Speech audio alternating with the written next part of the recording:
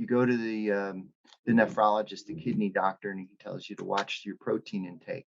And then you go to the endocrinologist, and he's concerned about diabetes, so he tells you to watch your carbohydrate intake. And then, of course, you go to the cardiologist, and he's worried about your heart, and he tells you to watch your fat intake. And you put that all together, and they're basically telling you just don't eat, and you'll live forever.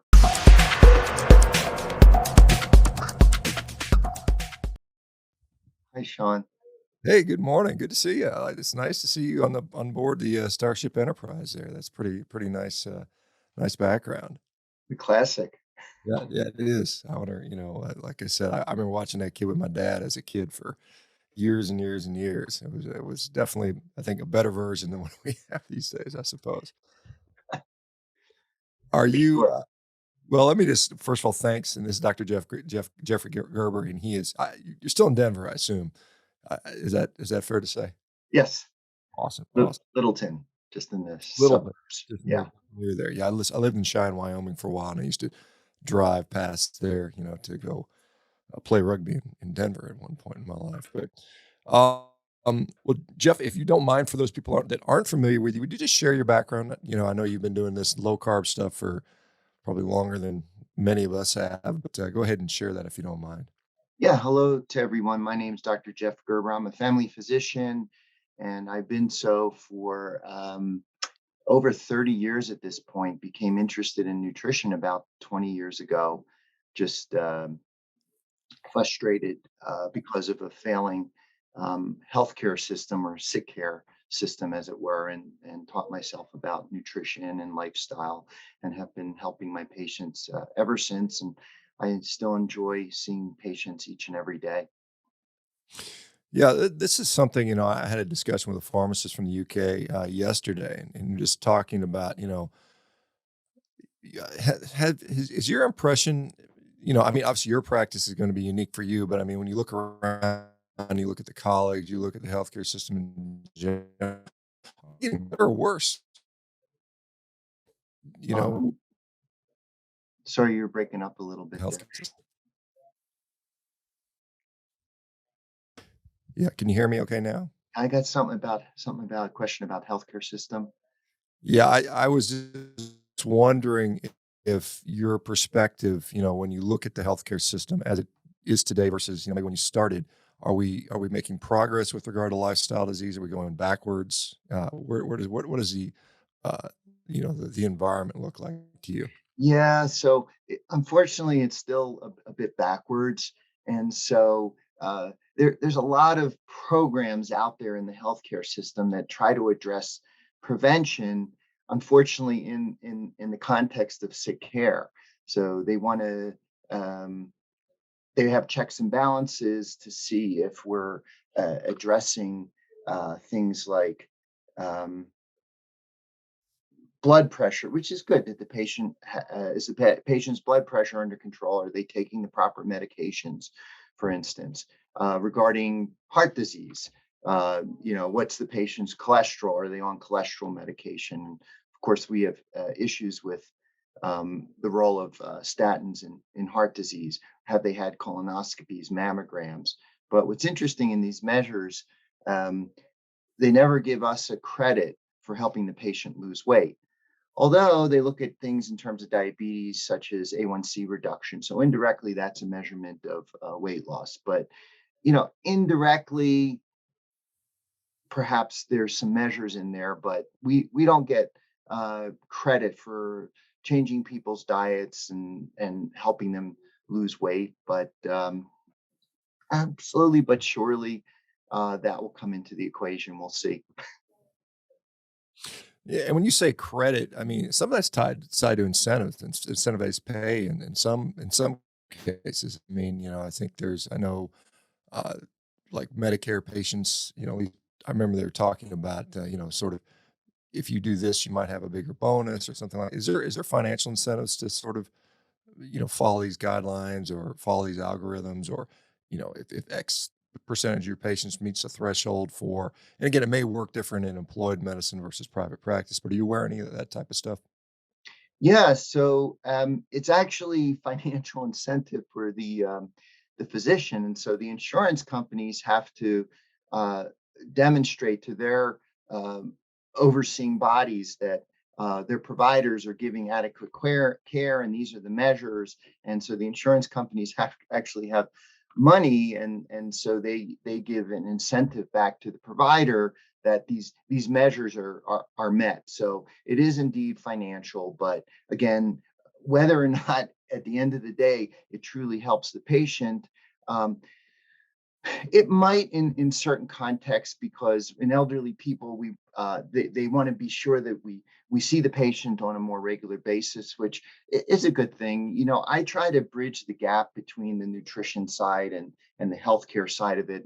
I'm still trying to work in the healthcare system, and that's kind of what I offer to the community.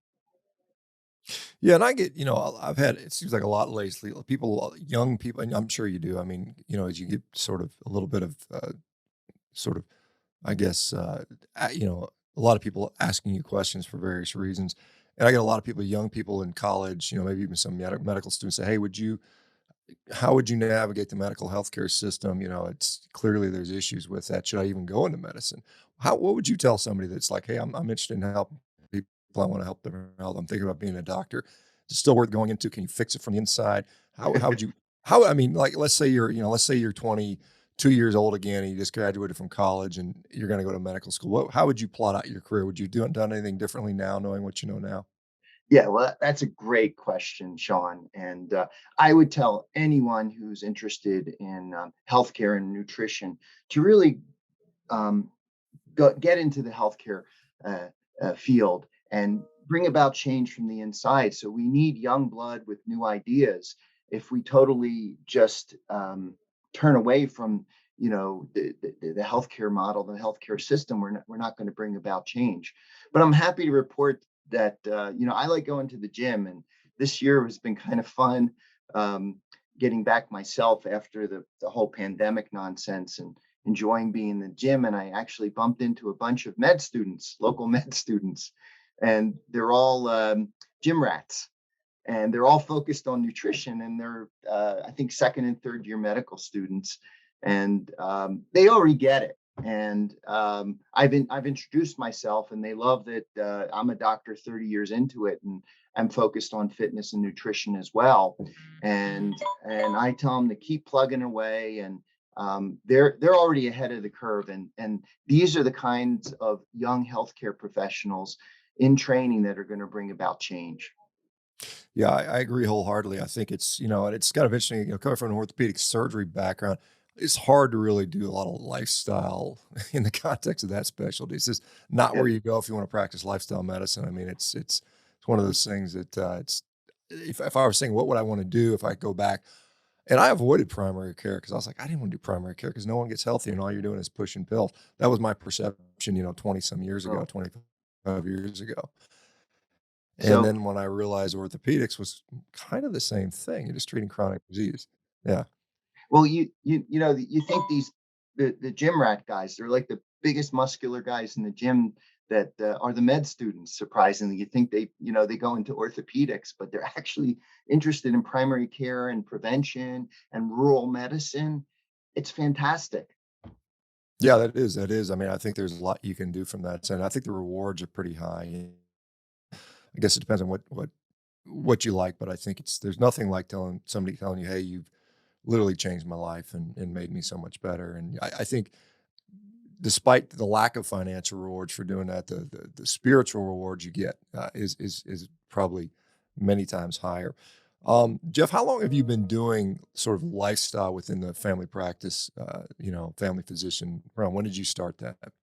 Yeah, so that goes back about 20 plus years that I really became interested in nutrition. And I just to back up those particular measures, that they don't really. I try to look at them as a positive thing in terms of improving patient care, but within the healthcare system as it is currently, I am free to discuss virtually anything I want with patients. And so um, they have time slots allowed for counseling, and we can talk about nutrition. And so it's that way in the last 20 plus years that I've really helped my patients. And Starting back 23 years ago, I had been approached by patients trying to do these crazy diets and low carb. Suzanne Summers' diet comes to mind. And my father-in-law challenged me to lose 40 pounds a long time ago. And, I was concerned that, these crazy diets were going to somehow cause patients' hearts to explode and they were going to get cancer from eating fat and cholesterol and red meat. And I've always been open-minded. And I think that's what we're here uh, talking about today, that everyone listening, you and myself, is we really think outside the box. And I've always been that way. And, not necessarily conforming to everything that I hear. And so had an open mind and followed these patients and saw that the metabolic markers improved and they lost weight and they felt great. And we've just continued that trend. And the big aha moment for me was back then. And I started doing my homework, my research, and have now been tracking patients for over 23 years. And I always joke, if we were giving these patients bad dietary advice, that they'd be dropping dead from heart attacks and strokes and diabetes over the last 2 decades. And really, I would say that that's the opposite. And so we've taken it a step further where, we've enjoyed uh, getting out on social media, giving presentations, attending conferences, trying to share that message. And now we have our own conference that we've had here in Colorado for 6 years. And so we're looking for each and every way in which that we can share a message of healthier lifestyle. Do you keep stats on your pay? I know like David Unwin in the UK has been keeping financial stats. He's saving, X tens of thousands of pounds each year for the system. Can you like look at your practice versus, your buddy next door who's maybe doing a more conventional practice? Is there any metrics that you can look at and say, look, I'm saving the healthcare system money, which you probably are. I'm sure you are. Yeah, so David and Jen Unwin, they are true gems. David has taken the data from his electronic health record, exported it, and has been able to show all these fantastic metrics, and actually has reported it in the literature. So unfortunately, we've struggled with it. We're actually implementing electronic health record finally after all these years. As I speak, I'm very much old school in terms of that. And although we have data and it's very hard to dig through, we don't have the quality of data that David Unwin has. But that could potentially change with our new electronic health record. And it's interesting because we can track things in the electronic health record, all the biomarkers. You can check, you can follow weight, body composition, body fat. You can look at trending and then graph it. And so we look forward to being able to do that. Yeah, it's interesting because I'm doing a lot of research on how to dig some of this stuff up, and there's companies that actually will supply basically what's called a synthetic control arm, and say they can look through claims data and say this is what your population would look like in a generic setting, and then you can control it, compare that to your own population, which is kind of a new area, yeah, relatively new area of research, which is kind of exciting stuff that you can say, look, we're saving, whatever, tens and tens of thousands of dollars a year, for every few patients, which I think makes a huge difference as we spend, as you know, what is it, $3.5 trillion dollars a year and growing on healthcare. And I don't think we're getting our money's worth, something tells me. Well, what we do, Shawn, is we have a database where we track some of our really fantastic success stories, such as weight loss, following heart disease risk, diabetes, seeing A1Cs drop, seeing patients lose a lot of weight. Um, and so that's a fun database to look at. But you could say I cherry pick, and we definitely we have challenging patients as well that are important to consider. Yeah, I mean, and you mentioned that you have time for counseling slots, but my experience, at least, and maybe yours is different, is you can't really do it in a visit or two. It takes a lot of, well, I think it takes a lot more support than that. Do you have a support system outside? Do you have like a somewhere they can go to that can spend more time with the folks, or how does that work when you're getting someone to make a meaningful change in their life? Yeah, so we actually, believe it or not, with myself and our nurse practitioner, we counsel the patients, and we're able to give them a fair amount of time. But if they want more detail, we have people in the community, we have people online that we can refer to if they need some more specific help. What do you deprescription? That is something I didn't learn about in medical school. I don't even think I've ever even heard that term in medical school. But clearly, if you're taking people that are diabetics and hypertensives and people on antidepressants, I'm sure you're getting a lot of people off of that. How did you navigate that? I mean, is there, I mean, I think now there's a few papers on that, but over the years, surely you were like, okay, we need to do, was it just trial and error type of thing, or is there a systematic way to do that for because many physicians, it's just not taught. You don't learn how to typically deprescribe people. There's a few things you're like, well, don't take them off this right away because they'll have a seizure or something like that. But how did you progress with that? Yeah, so typically, if a patient who's diabetic comes in, there's five medications that they're supposed to be on, including an aspirin, a beta blocker, an ACE inhibitor, a diabetic medication, and a cholesterol medication. That's kind of the knee-jerk reflex, and so we want to deprescribe those particular medications. And so we make a contract, and the contract is if you can make a significant lifestyle change, and we see that you're losing some weight, your A1C is coming down due to the dietary modifications, we'll slowly decrease some of the medications. And so um, um, we have developed a system in terms of deprescribing. So, for instance, if we have a diabetic patient that has a very low heart calcium score and their metabolic markers are really improving, we really don't see statins uh, having a significant role in primary prevention. In other words, individuals that are free of heart disease or have a low calcium score, whether they're diabetic or not. So we'll say this, the statin's not really providing you a benefit. So that would be one to stop. And then, there's certain diabetic medications that we really hate. The sulfonylureas in particular, um, because they basically squeeze the pancreas to death like a sponge to get every last drop of insulin out of it, and it basically kills the pancreas long term. So we try to rapidly get them off of sulfonylureas, maybe even and switch them over to the GLP-1 analogs. We think that they actually have a role in low carb diets for some patients, but not necessarily. I'm not totally against medications, just to make that clear. But each patient is individual and different, and so we have to consider all that. And so if they're having gains and improvements, we can eventually get them off of all the medications. Yeah, you brought up the GLP-1 agonists, which are kind of a new thing, and they're being utilized now in weight loss in addition to diabetes. And one of the things I thought was kind of interesting is there's different pricing structures apparently. So if you're taking it for diabetes, you get a cheaper price, but if you're taking it for weight loss, they charge you more, which I just don't understand that. I mean, the healthcare billing is just insane anyway. But are you seeing that being utilized much? Are you using it in your practice? Do you find that to be, pretty effective? And can we? Because some people say, well, it's if you go on a GLP-1 agonist for weight loss, you need to stay on it the rest of your life. I mean, that's what I've been hearing. I don't know if that's true or not. What are your thoughts around that particular medication? Yeah, well, I guess it's supply and demand. And the problem with the indication for weight loss alone is that the drugs are so ungodly expensive that I've never been able to get a patient on it.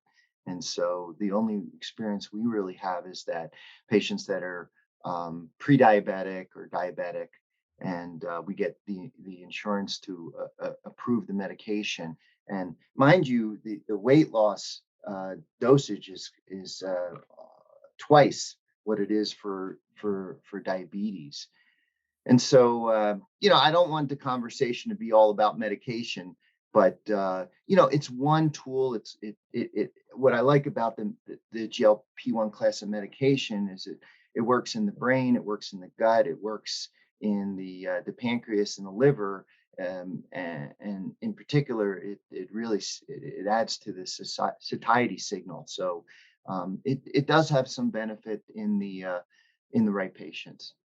Yeah, I can see, I can see where, somebody might say, "Well, I wanna be on this drug, but I'm not technically diabetic, so before my next blood test, I'm gonna eat a massive amount of sugar to spike my glucose," or something, you know, I can see where that happens. I've seen people hack the system to sort of get on testosterone. I mean, that sort of stuff happens, and probably some of the physicians actually encourage that in some cases to But sort of get around the system, which is unfortunate.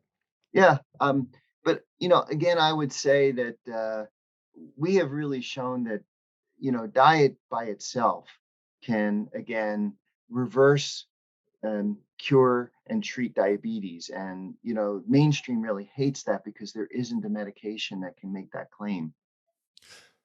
Yes, and I certainly see that. I literally see it every day, as I'm sure you do. I mean, it's very apparent, even with the type 1 diabetics. I mean, my gosh, you can so much improve their hemoglobin A1Cs, their insulin utilization, their weight loss, all those things which they suffer with just like anyone else, I think. So it is a huge, huge tool. Do you, I mean, as far as, well, let's talk about cholesterol a little bit. That's a topic that keeps coming up. In 2022, I still have so many people ask me, "What about your cholesterol?" And I just say you're asking the wrong question. I don't think that's the right question. When somebody asks me what's your cholesterol like, I think you're not asking me. I'd rather you ask me how's my heart, which would be, or how's my cardiovascular health. That would be a better question. But how do you sort of, again, I did an interview with a guy who set up a lot of the pharmaceutical stuff in the UK, and he just thinks that it's not particularly helpful to lower cholesterol in most people. Are you of that sort of belief, or where do you fall along the line about dealing with dyslipidemia, or quote unquote dyslipidemia with high cholesterol, high LDL cholesterol, especially?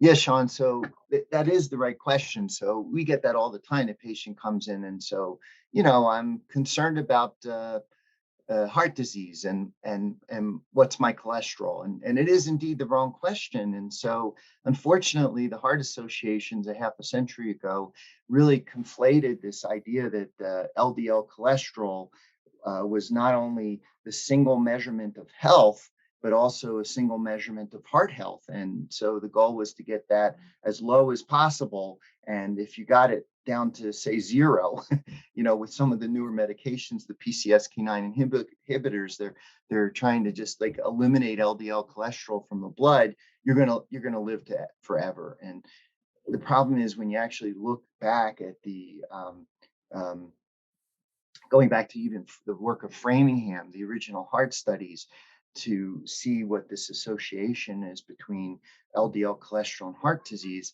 the association is rather weak.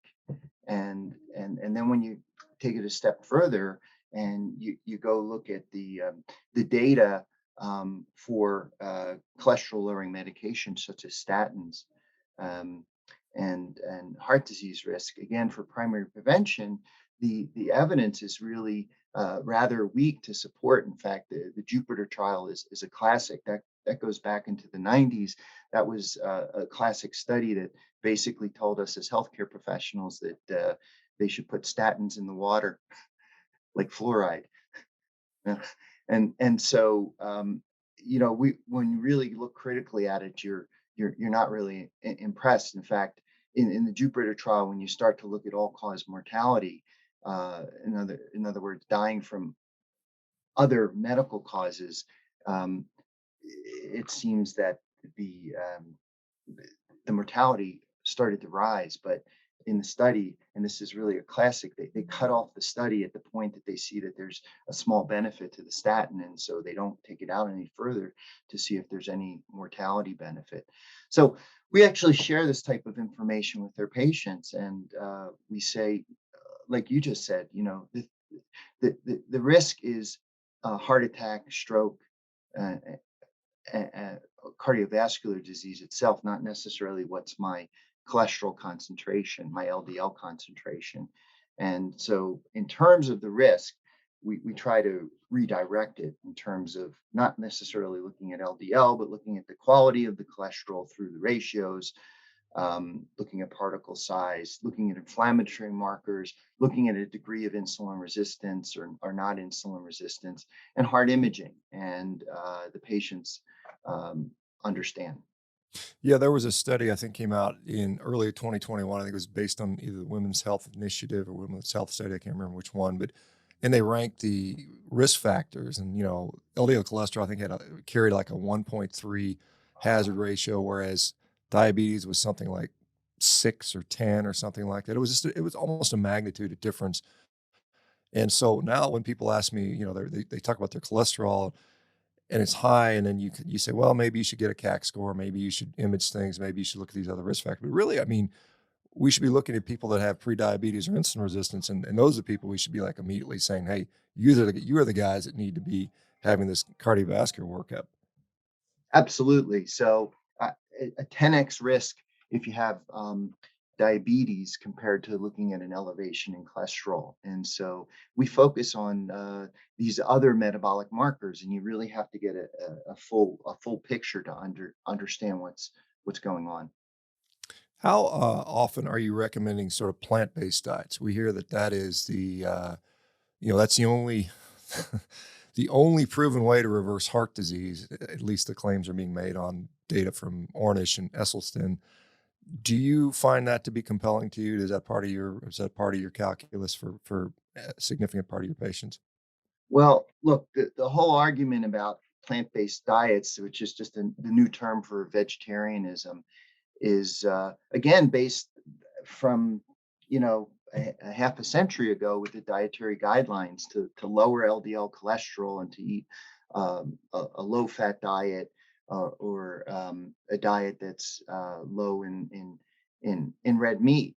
And again, we don't really find much of a basis for it. And look, we understand we want to be ethically treat animals, and the environment and the factors all come into play there. And I always tell my patients it's like a tripod. There's three things to consider. There's the ethical treatment of animals, there's the environment, and our health. And so unfortunately I sometimes think people look kind of weight these things differently, and our health is an important factor. And so we're omnivores, we're opportunistic in terms of what we can eat. So I recommend plant-based and animal-based to our patients. It can be a variety, but certainly I really struggle with a vegan type of diet because it's so void of nutrients. But we actually have a community, Shawn, of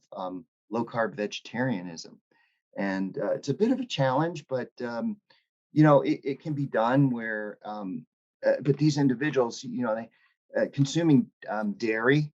That's where they get the source of protein. And we have a discussion with them about the benefits of animal protein. And perhaps some of these individuals can add some egg to the diet, maybe some fish and chicken. And so that's as far as we go with it.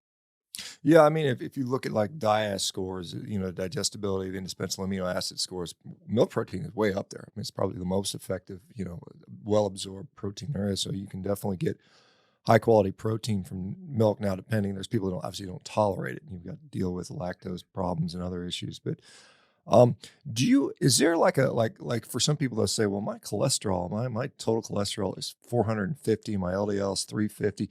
Is there a number where you say that's just too much for me, I can't handle that, or do you just say, let me just look at the other factors? And how do you approach some of these? Dave Feldman talks about these lean mass hyper responders where it's literally skyrockets. I mean, you see sometimes total cholesterol is 600, 700. Do you get those patients, and how do you deal with them? Yes, we do get those patients, and they are lean mass hyper responders. Lots of them. There also can be hyper responders, and it's interesting. We have patients that want to come in and go on a carnivore diet, and I said, there's not necessarily anything wrong with that. I almost guarantee that your LDL cholesterol is going to shoot through the roof, and then we have to, decide whether that's at risk or not. And so, um, we look at all the metabolic markers, and again, if the ratios look good, if the insulin levels, the hemoglobin A1C look good, which generally they do, then it may not be an issue, and it just may be a response to this higher protein, higher in fat diet. Now, always the issue comes up. Well, do they have familial hypercholesterolemia? And the only way to check that is to do genetic testing, and they can be, you know, uh, monozygous or homozygous, and so that means basically they have one of the two alleles. And if you're really a true FH and you're homozygous, you really do have a risk of cardiovascular disease at a young age, and those people usually weed themselves out. And it's a very low percentage of the population that are actually a homozygous. And so some of the patients may be monozygous, where the LDL, let's say, if it's over 300, perhaps you might want to think that they might be homozygous for FH, but that doesn't really increase the risk of heart disease. And I have to tell you, I mean, we had a patient come in just this week who had an LDL at 490, but all the other markers look well. And the question is, like, these patients, these individuals, they sometimes go to other doctors, and the doctors think we're crazy or the patient's crazy. And so, how do you address the high cholesterol with the other healthcare professionals, because they're colleagues and friends in the community, and we don't want to offend or say things different in terms of lifestyle and diet. So we have to address that carefully. And for some patients, look, there are ways to bring down LDL cholesterol. Well, I don't think that it necessarily reduces risk, but it reduces the cardiologist's anger or fear that the patient's going to have some adverse outcome of the high LDL. And so, the thing is, and this is good advice long term, that um, um, I think that fat intake is regulated by satiety. So backing down on fat intake can be one way to bring down LDL cholesterol. If you're satiated, you're not going to eat as much food anyway. So that's one way to bring it down. I think I don't have a problem with the monounsaturated fats, olive oil and avocado oil. So there are ways to bring it down, but it's just so we can say, well, okay, the number looks better. I don't think it's going to reduce your cardiovascular risk, however. Yeah, I mean, interesting about monounsaturated. If you look at pork, for instance, it's quite high in monounsaturated fat, as is prime beef, particularly Wagyu, things like that. They tend to, it's. I learned a lot about meat science, and the subcutaneous fat tends to be more concentrated and saturated, and the marbling, which tastes good, tends to be higher in monounsaturated. So it's kind of an interesting. And the other thing is controversial. Grain fed tends to steer more towards monounsaturated versus a grass finished animal, which is also kind of an interesting thing there. So these people that come in with this high cholesterol, I mean, you look at everything else, and is there additional monitoring you might do if you decide that they're not at risk? Are you saying let's check something periodically, whereas you wouldn't check it with somebody with, say, a more quote unquote normal cholesterol? How does that work? Yeah, well, it's funny, as I go on in my medical career, I still think that simple is best. And so we used to do a lot of advanced lipid testing, and I find that if we just look at the simple lipid ratios, a standard lipid profile, where we get a triglyceride to HDL ratio, if that's less than 2 to 1, you can almost guarantee with 99% certainty that you're going to have the large particles. So why do the advanced lipid testing? And that's regardless of how high the LDL is or not. So uh, yeah, so again, just simple testing. And if they're age 45 in males, or 50 in women, we can get the heart imaging, the heart calcium score, to look at risk. And sometimes we do it in younger individuals if they really do have a very high LDL. Yeah, it's one of those things. I think I had a CA score. I'm 55 now. I think I had it when I was 52, after keto for many years and carnivore for a couple of years, and mine was zero, thankfully. Do you find, and the criticism is always, well, you're loaded with soft plaque. You clearly, I mean, you have to be having all this soft plaque. And I'm like, well, I mean, I do pretty well. I don't think my cardiac function is compromised. And do I need to follow up with an angiogram? How often are you finding zero CAC scores in asymptomatic individuals that are loaded with soft plaque? Does that happen frequently, less frequently? My in reading literature, it seems like a 0 CAC score is gonna make you less likely to have soft plaque just across the board anyway, but what's your Yeah, experience? I love to talk about this stuff, Shawn, and so I've been a, a fan of coronary artery calcium scores for several years. In fact, I've sometimes thrown myself into the machine. I've had four now, and I'm 61 years of age. And luckily, I still have a zero score. And, I've been doing low carb and keto for over 20 years now. So I'm happy to report that as of today, my heart has not exploded yet.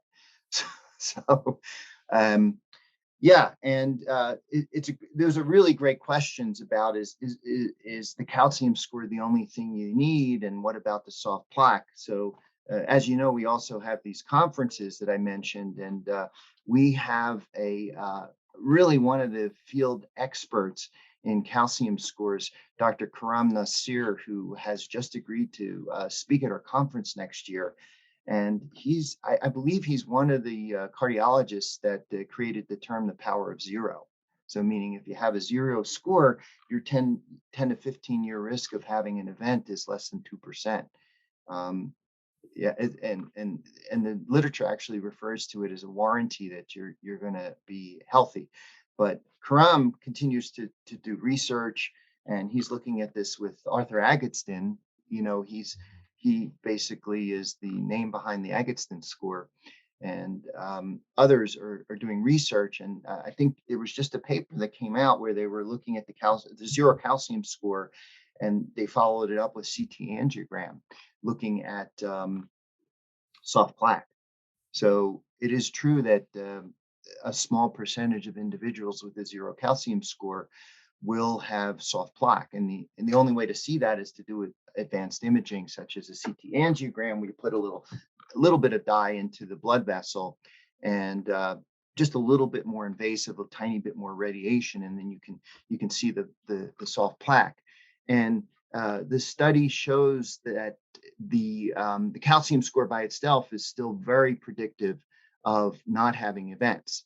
And there and and there are a smaller percentage of individuals that do have soft plaque that is both non-obstructing and obstructing, but very, very small percentages. So Karam will hopefully talk about that a little bit more. So I have patients again that are very well informed, and it's fun to have conversations with them, and they get a calcium score, and then they want to follow up with a CT angiogram, and we're trying to tease that out. Like, the calcium score isn't a test to get additional testing, and we want to make that clear. And even the cardiology uh, uh, friends and colleagues don't quite understand that. And so um, I think perhaps if you have a very high calcium score, maybe over 400 or 1,000, um, for the bio geeks, perhaps a CT angiogram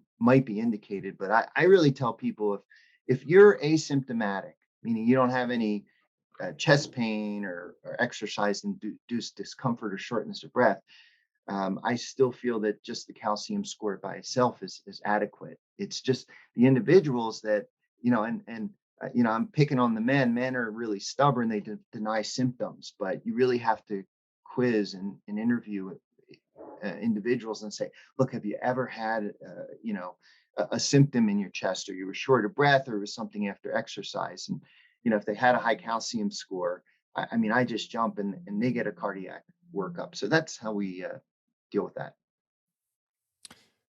Do you know, have you followed calcium scores serially among your patients, and have you seen any regressions? Is that, I mean, could we hear that sometimes happening? Is that something you've seen within your practice? I have not. And so I know that has been reported as anecdotes, but when you read the literature and um, looking at progression, and we actually do serial scans, and what we look at in particular is the volume score, not necessarily the total score, the density, because the volume score is looking at a sphere, looking for new areas of calcium or plaque, and so that would measure the progression. And what we see is that it can stabilize. In fact, we have patients that have really high calcium scores that could be in the 1,000 range, older patients, and they've never had any cardiac symptoms.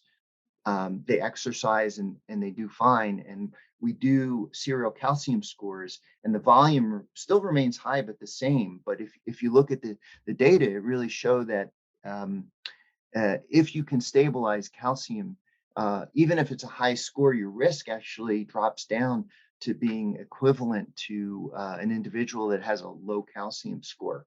So we think it's really important to track serially. And again, a lot of healthcare professionals don't even know about calcium scores and forget about tracking them serially. I've seen one of the supposed quote unquote pleiotropic effects of statins was that it stabilizes plaque. It's turned soft plaque into calcified plaque. Do you do you see that happening, or do you feel that's maybe a potential benefit for this? Because it doesn't seem to be that the cholesterol lowering effect is, as you probably know, there were cholesterol lowering drugs before statins with really no proven cardiovascular risk benefits. So, what are your thoughts on statins and plaque stabilization? Yeah, so I think based on mechanisms, statins may indeed have a pleiotropic effect. And so that's why we have the conversation with patients who have very high calcium scores, say over 400, or cardiac patients. We do have the discussion, and I look at the literature, and again, we have people that disagree with me that I think that statins may provide a small benefit for secondary prevention, and it may indeed be through this pleiotropic effect, which again we have what is it, ezetimibe that reduces the absorption of cholesterol in the gut, and all the other um, cholesterol lowering drugs really don't have any data to show a benefit. It's perhaps statins and the PCSK9 inhibitors that their studies have their own problems, so I don't prescribe them at all. Yeah, and for those that don't know, these drugs are kind of, I call them like super statins. They can suck your LDL cholesterol down to 20 or something like that, some ridiculously low number that probably heretofore has never been seen in actual human beings, and we don't know the long. And I think there's no mortality benefit from that. I mean, that's what the studies even show. Is that correct? Well, it's the same story, is that they hit their endpoint, that they in the PCSK9 studies. Uh, Nick Mailer, a friend of mine from the UK, he calls it the cholesterol vaccine, and and yeah, so those studies, they cut off the endpoints where they said, okay, it reduced events, and it's funny because they defined events as procedures where they put in stents, and that's not really an event. So, they fudge in a sense that the data you can challenge on that path, and then in one or the two of the studies, again, the all-cause mortality curve, you could see it starting to rise, and yet they cut off the study at that point because they didn't look at the mortality data, and that's a little suspect. Yeah, I mean, when you think about it, that should be the major outcome. Am I going to die or not? And whether it's you know heart disease or cancer or infectious disease or neurodegenerative diseases, all of it's a bad outcome at the end of the day, I suppose, if living is considered a good outcome. You mentioned serial scans. How do you decide if somebody's got a high scan? Are you going to look at them once a year or once every 2 years? What's the frequency, or what would you recommend for people depending on the category they're in? I think every 2 to 3 years is fine, and so the resolution of the machine actually drops as the higher the score. So you kind of have to consider that. So I think every 2 3 years are fine, and the older machines were 16 slice, and then they came up with a 64 slice, 128 slice, 256 slice, and basically you get better resolution with the more slices. And but I just tell patients that generally, if you went to a facility that was a 64 slice machine, that you probably want to go back to that facility and use the 64 slice machine. We have a cardiology facility down the street, and they have this new fandangled 256 slice machine, and the numbers are different compared to, say, the 64 slice that we use, and we've never really gotten a good explanation as to why. But at least the patients that have gone to that 256 slice machine, they should go back there, and then we can do a fair comparison. Yeah, I think that's a big issue because if you go to a different machine, your score could go up even though the calcium hasn't changed. I mean, with the higher resolution, so it's very confusing for people. Do you know? And how do they address? I mean, how does Agatston and these people that are big proponents of calcium scores, how do they address that issue, or do they? Do they talk about, I mean, obviously it's not always convenient. If where you want locally upgraded, you can't tell them, hey, can I go on your old machine because they've probably sold it to somewhere overseas or who knows where it is. Right. Well, what's interesting is that I found going from 164 slice to the other, it's not that bad, and there's a little bit of user artifact that's potential because when they do the scan, and I'm right next door to my local community hospital, and I've worked with them on the protocol, and I've gone in to see what they do, is that the technician has to actually mark off with his mouse and his cursor where he would see particular areas that are uh, that represent calcium in the coronary arteries.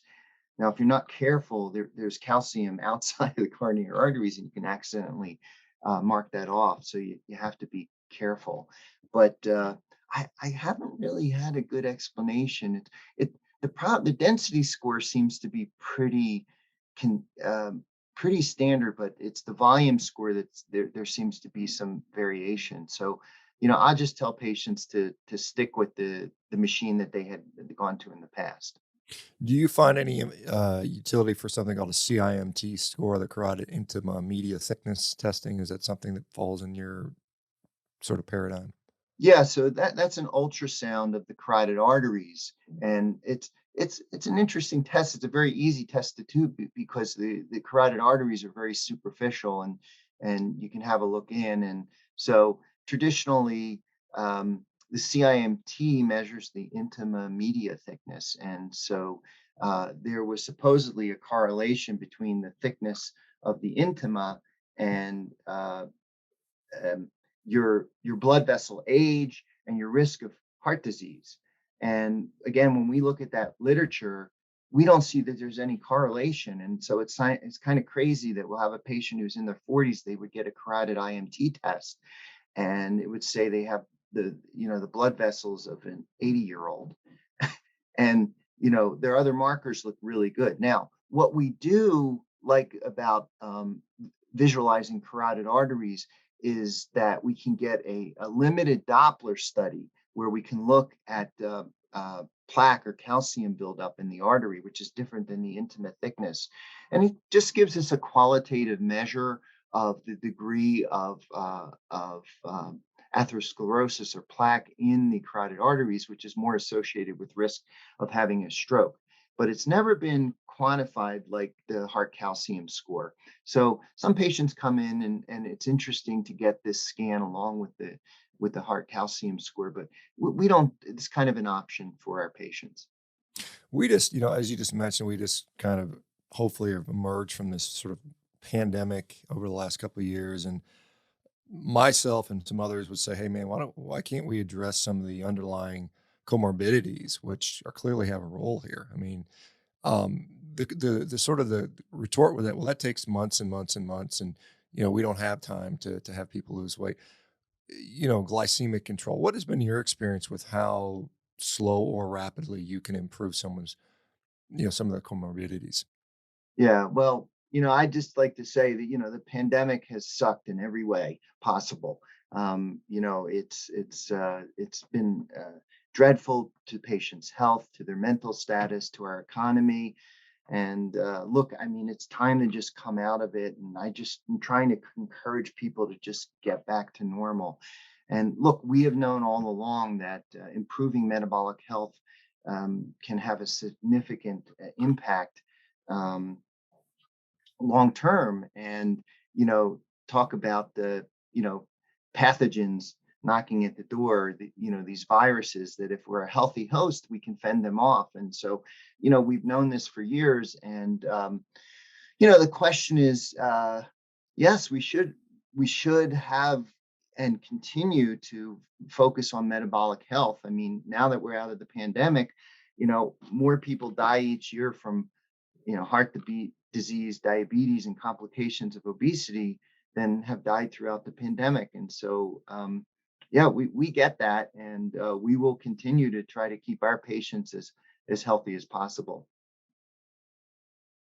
Yeah, and I think that's and I was just kind of a little disappointed that that message wasn't even just the lip service of that message wasn't even being mentioned the whole time when clearly it makes a significant difference in many people.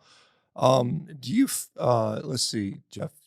Now, when is the low carb Denver going to be? Has it occurred yet? I thought it was usually like in the springtime, but I can't remember when you typically have that.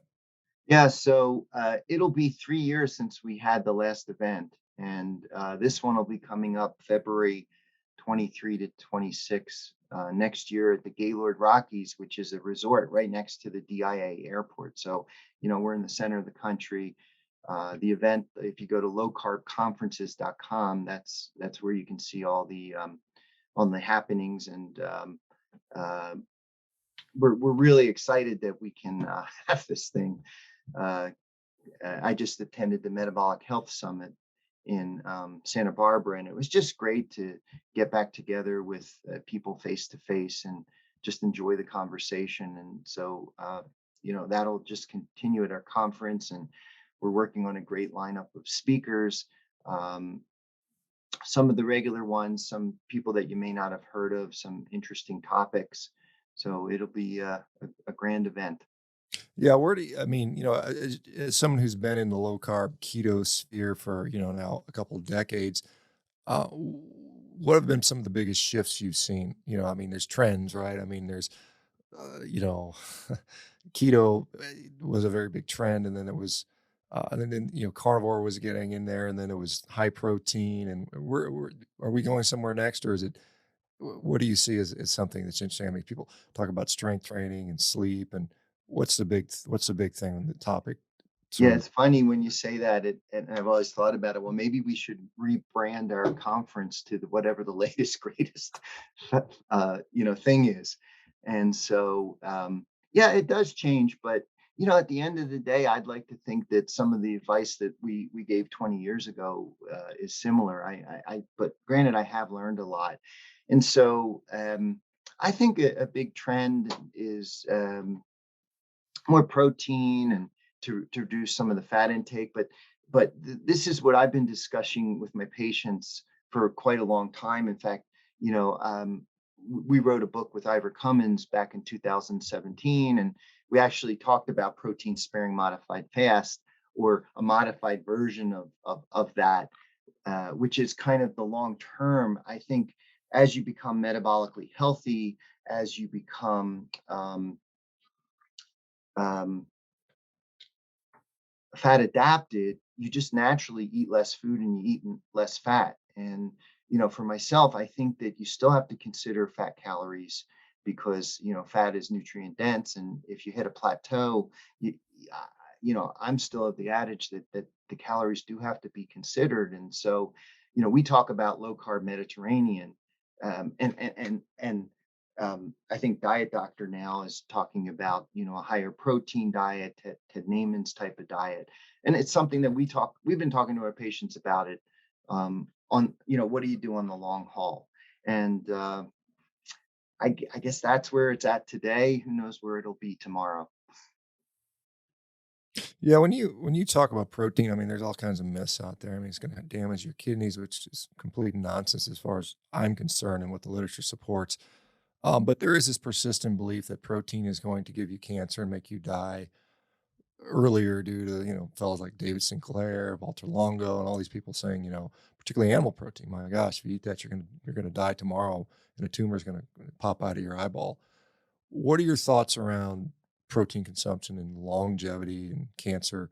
Do you have any concerns about that?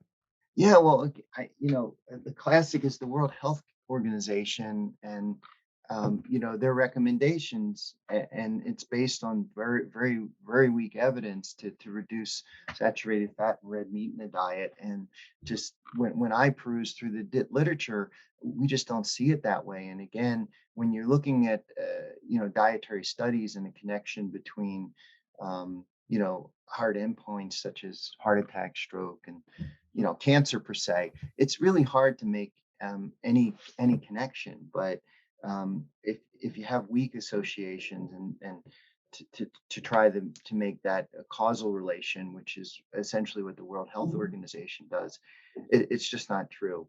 And so I have a funny little nerdy doctor thing that I always like to tell people, and it's about the macronutrients. And so you go to the nephrologist, the kidney doctor, and he tells you to watch your protein intake. And then you go to the endocrinologist, and he's concerned about diabetes, so he tells you to watch your carbohydrate intake. And then, of course, you go to the cardiologist, and he's worried about your heart, and he tells you to watch your fat intake. And you put that all together, and they're basically telling you just don't eat and you'll live forever. So that I don't know if that's really works. Yeah, exactly. It's kind of funny. It depends on who you talk to, I suppose. Jeff, thank you for sharing your experience and your wisdom and your knowledge. Um, we're about to come to an end of an hour here, which is what we usually keep these to. Where do people go to find out more about you, to find out more about the conference if they want to register and attend the conference, and how to find, I know you have a website and probably some social media. Yeah, I'm a family doctor in Denver, and you can visit Denver's Diet Doctor. Again, that's Denver's Diet Doctor. Look up my name, Jeff Gerber. And then our conference, lowcarbconferences.com. Again, that will be happening next February 23 to 26, right near the airport. And I would just want to thank you for having me on. And I hope that your audience appreciated the time. I'm absolutely certainly did. Thank you, Jeff. Have a great rest of your day, and good luck on the conference. And look forward to all the great work you do. Okay. Bye bye, everybody. We'll see you tomorrow.